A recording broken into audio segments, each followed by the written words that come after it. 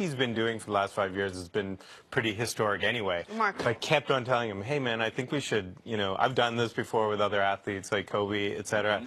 And Tom very politely would always sort of say no, But then this past year, about a year ago from now, after I think the prior season, which was pretty historic, from the comeback. The comeback, yes. But the suspension, the off-the-field stuff he was dealing with his mom. I think Tom sort of sensed maybe I should have been capturing that.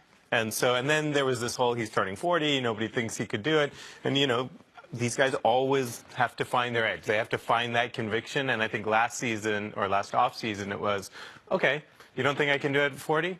Let me show you how. It's funny you say he's turning 40, people don't think he can do it. In one of the episodes, one of those talking head sound bites of people doubting Tom Brady was yours truly, and I was proven a fool on that. But I'm curious about, just quickly here on this part of it, did Tom Brady did he have final cut? Like, did he get to see could he edit things at the end? I mean, yes, he was a sort of a participant. We were collaborators on this thing, but we did all the posts during the season, and I can tell you, Tom's pretty focused on football.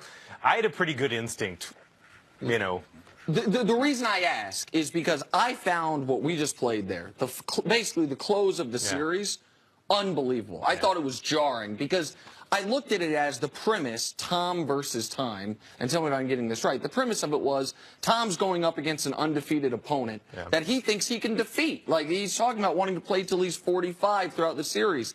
And then the series closes to me saying, man, time might be winning when he's questioning whether or not how long he wants to keep going with this. Was I reading that properly, and how did you react to what you heard Tom say that you chose to close the series on? We should absolutely have you in the writer's room. Yes, this is, you're definitely barking up the right tree. I mean, I think at the end of the season, it was a really trying season, and I think it's been a trying 2 seasons for him, and so I think that was the culmination, and I was kind of surprised. I mean, I, again, have been around Tom.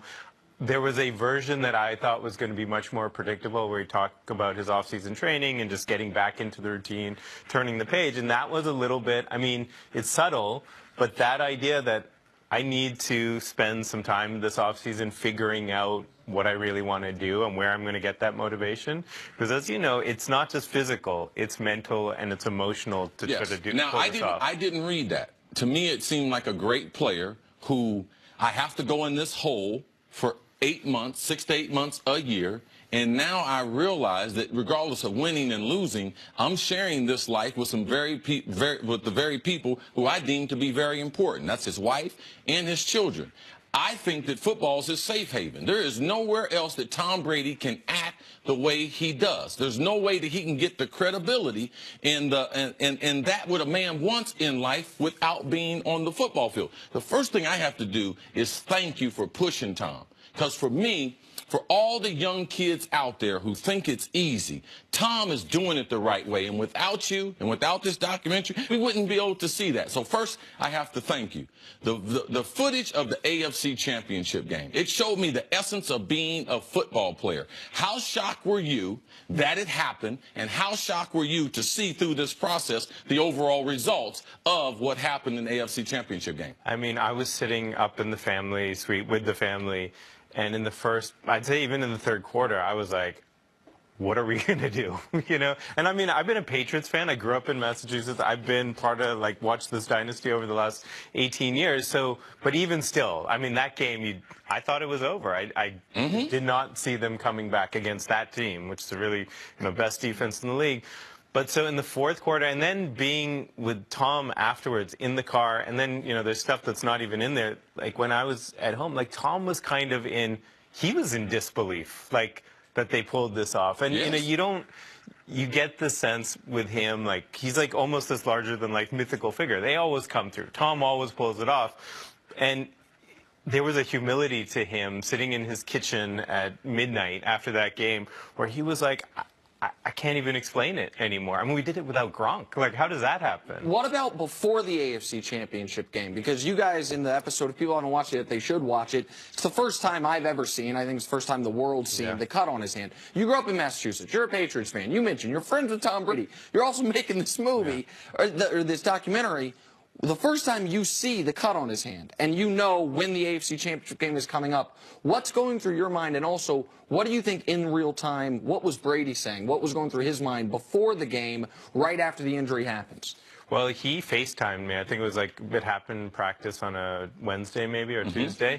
And he FaceTimed that night because, you know, we are constantly in communication. We knew we were going to do this that week. I was going to come that weekend and do it. And he was down in the dumps. He felt, you know, like he told Alex Guerrero, his trainer, he's like, I wasn't supposed to end this way.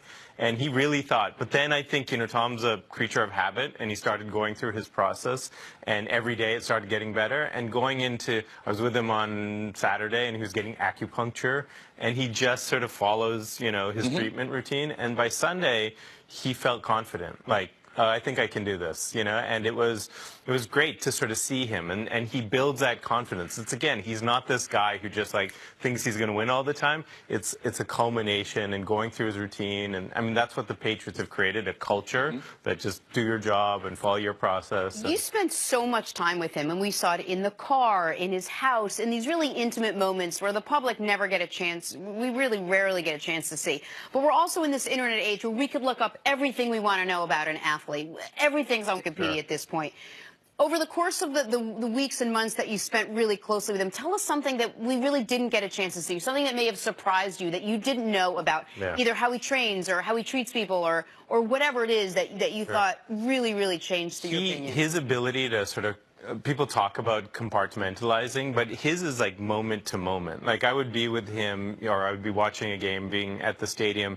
They would have this amazing comeback or a loss, and then an hour later, he's in the car with his kids. His kids come to all his games, and, you know, he's trying to sort of, he's a dad. He's like, you know, trying to sync his phone with the car so he can play Moana sing-alongs because his 4-year-old is impatient in the back of the car in a traffic jam. And Tom's ability to, from this moment to being on the field with his players, rallying the guys, you know, being a leader, to then being a dad. His wife is, you know, a bigger, higher profile than him. She's busy. So they're juggling just like all the different things going on in his life makes those accomplishments on the field that much more admirable. I mean, somewhat unbelievable how he's able to maneuver Navigate through that, hour to hour. He says in this, in a moment of supreme honesty, and that I really appreciated, yeah, I thought we were going to win the Super Bowl. You get the ball back down 5-2, 20. We know how this story is supposed to end. We also know for you, like as a filmmaker, the ending ended up being, I thought it was brilliantly done, but it would have been like the perfect story arc, like a comeback in the final moments to win a championship. What we saw Tom a week. You guys filmed this when? With that last that interview was about 5 days. Okay, so 5 days after. Yeah. What is he like? As close to as you saw him after the game, whether it was the next day or that day, what's he like in that moment? He calls it a crash landing, you know, and it's literally, no matter when it ends, it's over. You can't go back. And, you know, the guys, like, go their separate ways, and all that chemistry and camaraderie you've built over the course of the season, and a loss, especially, a loss in the Super Bowl in Minneapolis, everyone wants to get out of there. And so he was sort of lost, you know, and you could see it. Even 5 days later, he was physically there with his kids. He's helping them put on their mittens and get off to school. But mentally, you could tell, like, he was still sort of replaying moments in his head. Right. You can't do anything on Tom Brady in New England without the cooperation of New England. So first question is, how was that experience working with New England and their personnel? And secondly, might be the most important question, with Alex Guerrero. His relationship with Tom, how important is that to him? Well, so on the first part, you know, the Patriots were great. You know, they issued us credentials. I mean, I would first say the vast majority of the stuff was filmed over the off-season. A lot of his off-season training, traveling, doing stuff with his family. And then the stuff during the season was really mostly in his home. The Patriots were great in terms of issuing credentials, so I could get to and from games and, you know, come in with him, leave with him, all of that sort of stuff. But I'm also, and, you know, the only person more sensitive, I think, than than me to the Patriot way is Tom.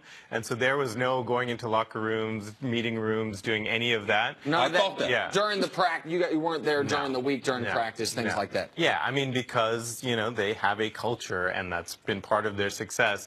Tom's sensitive to that. I'm sensitive to that. And this was really more about his personal life anyway, and how he manages that in order to perform on the field.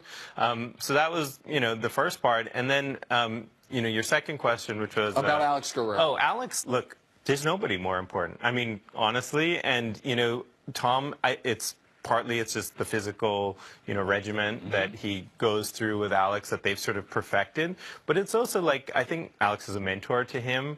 Alex is somebody who he really trusts and he talks to a lot because, those pliability sessions are an hour and a half long. Yes. So there's a lot of just like sort of mental and emotional, I used to joke with them, I'm like, it's like mental pliability and emotional pliability, even spiritual pliability. Because I think that's where Tom is. It's the physical stuff. He can do it. I think he could play till he was 45 if he wanted to.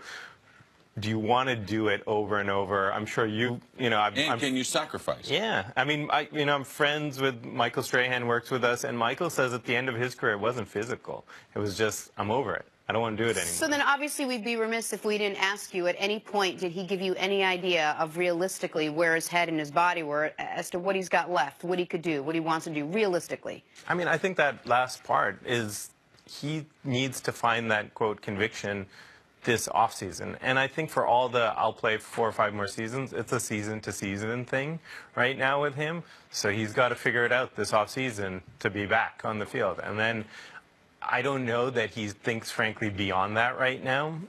And I mean, this is just me, not Tom, I would be surprised if 4 or 5 more years. I mean, I don't know. He's accomplished everything he needs to do. And at this point, I think there's still something driving him. He still wants to win. He still sees with this team, with this coach. Yeah, I think with you being with him, the intensity for which he has to go through, I think it's hard for you to understand why would such an accomplished person continue to do this. But in the documentary, it's called Tom versus Time. I believe Tom has won.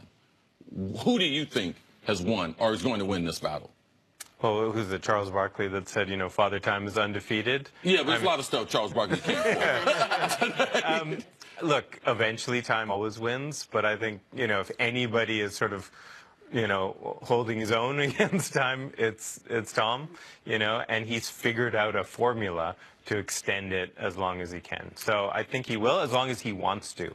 But I think that's the thing, mentally, emotionally, how long does he want to do it? It's called Tom versus Time. It is on Facebook. You all have access to it. Gotham, thank you so much for being with us. Really, really great work. And if you've watched it, watch Kobe's one with Gotham. Muse. It's really great. You do great work. Thank you very much. Take a break back after this.